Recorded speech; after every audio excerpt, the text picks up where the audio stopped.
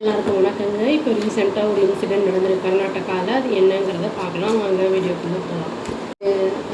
20 வயசு ஒரு பொண்ணு வந்து கர்நாடகாவில் மைசூர் டிஸ்ட்ரிக்டில் வந்து மர்டர் பண்ணப்பட்டிருக்கு.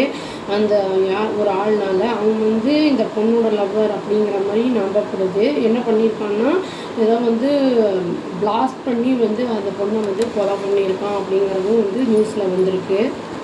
க்ரைம் வந்து எங்கே நடந்திருக்கு அப்படின்னா வந்து பெரியா அப்படிங்கிற வில்லேஜில் லாட்ஜில் வந்து நடந்திருக்கு. சாலிகிராமா தாலுக் அப்படின்னு போட்டிருக்காங்க. இது என்றைக்கு நடந்திருக்குன்னா சாட்டர்டே அன்னைக்கு நடந்திருக்கு. இது போலீஸ் வந்து அக்யூஸ்ட் அரெஸ்ட் பண்ணிட்டாங்க. அவனுக்கு வந்து வயசு 25 ஆகுது. அவன் பேர் வந்து சித்தராஜு அப்படின்னு சொல்லிட்டு.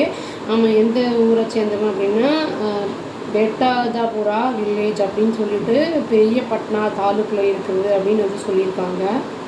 கஸ்டடியில் தான் வச்சுருக்காங்க. இப்போது போலீஸ் என்ன சொல்லியிருக்காங்கன்னா அந்த பொண்ணோட பாடி வந்து அந்த பொண்ணு பேர் வந்து தர்ஷிதா அப்படின்னு சொல்லிட்டு அந்த பொண்ணோட பாடியை வந்து பூல் ஆஃப் பிளட்டில் வந்து கண்டெடுக்கப்பட்டிருக்கு. அதில் ஃப்ளோரில் கடந்திருக்கு.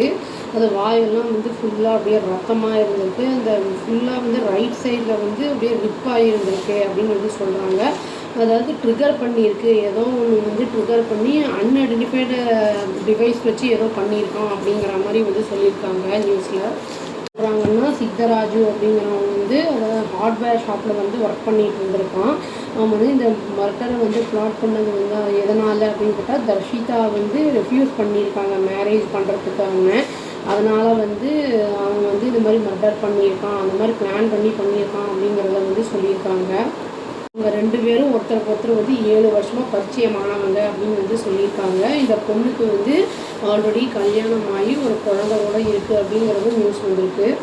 பொண்ணு வந்து இறந்து போன அந்த பொண்ணு வந்து அவங்க அம்மா அப்பா கூட இருந்திருக்கு. 2 வயசு குழந்தையோட கெரசனஹள்ளி அப்படிங்கிற வில்லேஜ் அந்த ஹன்சூர் தாலுக்கில் வந்து இருந்திருக்கு. அவங்க ஹஸ்பண்ட் வந்து இங்கே இல்லை, வேறு ஸ்டேட்டில் இருக்காங்க, அதாவது கேரளாவில் இருந்திருக்காங்க.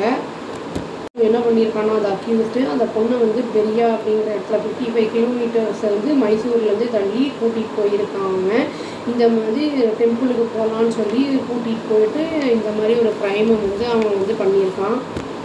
அதை இந்த மர்டர் பண்ணதுக்கப்புறம் அந்த அக்யூஸ்ட் என்ன பண்ணியிருக்கான்னா அந்த பொண்ணோட பாடியை வந்து தூக்கி ஷோல்டரில் போட்டு தூக்கி போட்டுட்டு கிளம்பிடலாம் அப்படிங்கிற மாதிரி பிளான் பண்ணியிருக்கான். அதை வந்து அது இதுவும் இல்லாமல் இதையும் கிளைம் பண்ணியிருக்காங்க. அந்த பொண்ணு வந்து இந்த மொபைல் ஃபோன் பிளாஸ்ட் ஆனதுனால இறந்துருச்சு அப்படிங்கிற மாதிரி.